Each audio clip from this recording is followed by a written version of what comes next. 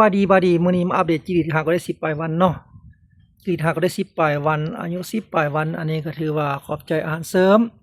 มิเนอรัลไบโอติกเนาะจีดีของแข็งแรงหลายแน่นอัดเลยเนาะขอบใจอาหารเสริมมิเนอรัลไบโอติกจีดีของแข็งแรงเนาะมื้อนี้เนื่องจากว่าอากาศหนาวหลายเฮ็ดให้จีดีของกินเหงื่อบ่เก่งพวกก็เลยเปลี่ยนอาหารเพิ่นสลับสับสากมาให้กิน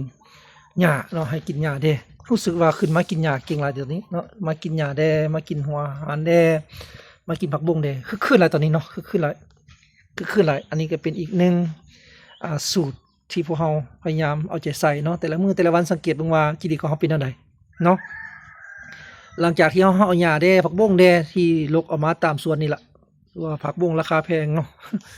มื้อนึงก็มีแต่50,000จีบ15โล50,000จีบเนาะ500,000จีบ50,000จีบ50,000จีบคันคิดเป็นเงินไทยก็อยู่ประมาณ80 บาทเนาะ80 บาท90 บาทนี่แหละเนาะฉะนั้นก็เลยลกมาให้จีเขากินหลังจากเขาลกมาให้กินปุ๊บเนาะคู่กับอาหารเสริมมิเนอรัลไบโอติกนี่จีเขาแข็งแรงแล้วเนาะแข็งแรงแล้วก็กินยาเก่งกินเก่งติมทึนี่แน่นแอดเลยเนาะแน่นตึกเลยจีของเขาอัดแน่นด้วยคุณภาพบ่มีลดละเลยแต่ละบอลแต่ละทีแน่นตึก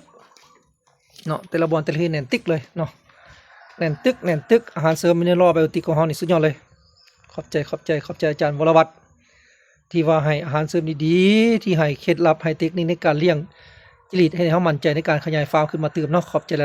ายมิเนอรัลไบโอติกอาจารย์วรวัฒน์เด้อขอบใจอันนี้สภาพจิริตของเขาบริโมกความจริงเนาะเกิดขึ้นอยู่ในอ่างของเขาแล้วหน่อยหลายเบิกเอาเนาะไฟสีวานได้ก็ยาแต่ฟาร์มของเขาคันได้รุด50 กิโลต่อคอก50 กิโลต่อบ่อถือว่าอ่อนเนาะของเขาปล่อยรุด50 กิโลต่อคอกเนาะผ่านมาก็ได้68 กิโลต่อคอกกว้าง1.20 เมตรยาว2.40 เมตรแผ่นสมาร์ทบอร์ดเนาะแบบนี้ของเขาเนาะประมาณนี้นี่คืออาหารเสริมมิเนอรัลไบโอติกเฮ็ดให้พวกเขามั่นใจ